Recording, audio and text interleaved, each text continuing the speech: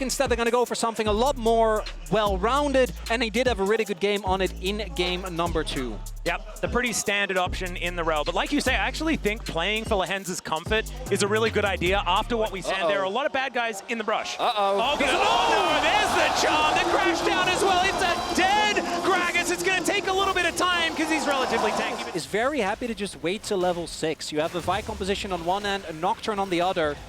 It's just going to be a trade here. Does mean that this time Gen.G not going to have the Jax with an unreasonable amount of grubs. Even early trades here. Certainly feels good for T1.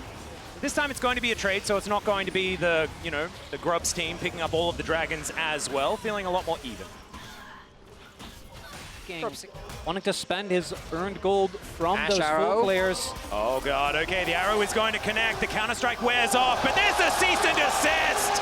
And he can't flash leap strike out of that one, and even though he had the Grandmaster's might, he's still going down. Oh, that's a big T1 TP. yeah, the teleport flank angle is coming in here. Keen, good position to start this one off. He's just beelining right in there. Paranoia comes down. They do throw out the ulti. Carrier trying to keep them at bay, and oh no!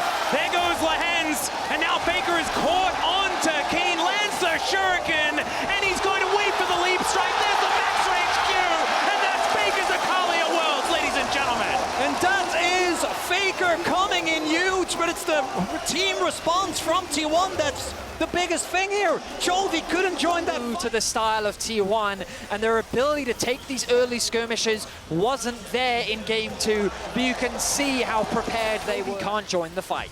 Yeah, and Keen and Lehenz spent most of that fight fighting each other. Seeding more, and T1 no, like we don't have to dive this, we can just poke them down. The only way with the range that Gen.G have that they can never really push back is if they're extremely volatile. Because they are both so short range, you really... He's doing his very best to try and clear things out. Dustbringer should be able to help, as there's the charge, and this charge's not going to be long for the world. Oh my god, the damage! The arrow's going to connect, and Lehenz trying to crash his way out. She says no! He has his bow primed, and it's another... Oh, never mind, not another charge. That's a smite coming through. Oh. Maybe it was a bait cease and desist, and it's a double kill! He's able to get the arcane ship, but just barely clipped by the hostile takeover. And Gen.G cannot do anything this game. I mean, it's just a beatdown from T1. If game 2 is... Oh god, okay, there's going to be 5 people towards this top side of the map as Pay's looking to try and get on in there. Another cast. Keen is just being thrown around by it like a ragdoll, and it's another kill for Gumayushi as a result. Real. And coming into this series, they'd only played on blue side one time. This is the 3rd time they've been on blue side this whole game. So that'd be super cool.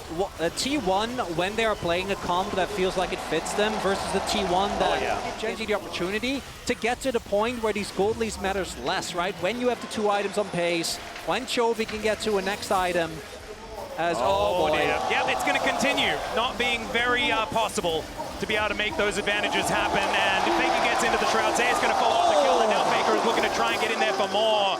Dashing after Canyon and Keen here. It is just Faker at the moment, but now you can see they make their way in. The paranoia comes down. Decent little utilization of the counter-strike, but Faker's going to get on the kill. Hostile takeover means Keen is dead at the same time, and Pay's almost hit by that handshake. It's just a beauty to watch as we're straight into it once again. Magnus Storm going to come down. This could be a pick as Carrier. Actually more tanky than we might have expected. He gets bailed out as well as Faker gets another one. Make it to his owner. Is in on the action still. He's going to go down. The cast just to remove Pays, and Gumayushi is on a rampage. Keen is on the... Didn't have a lot of information. Red buff is the prize that they're looking for, but it's going to get reset, and it looks like Owner should be able to take control of it. Into the shroud goes Faker, now paranoia. They think they might have them where they want them, as over the wall goes Chovy. He's got the flank angle, and they take down Guma to start off the fight, but it has to be paid for. Respite, but T1 still have a very tight clutch on this game. Yeah, Faker actually looking for Chovy here as he gets into the shroud. The rest of T1 now moving up. The arrow not going to connect. As Gen.G are now looking to back away. Now it's Zayas' turn to start. But he holds his nerve, doesn't get dissuaded, still has his ulti available, but the problem is all... Very difficult for Gen.G to get down there as Lehenz trying to set a trap here for anyone who unwittingly moves towards his top side. The Drake will just be taken here, evening out that count 2 for 2, but unbeatable. Shattering Strike going to get a fair bit of value here, but Lehenz still in a whole lot of trouble as Faker looking for them. Still dashing forward as the paranoia does come down. The stun is gorgeous. The execution is perfect, and now... Forcing their hand. And what felt like a beatdown earlier, it felt like that really crazy. Like in your waters?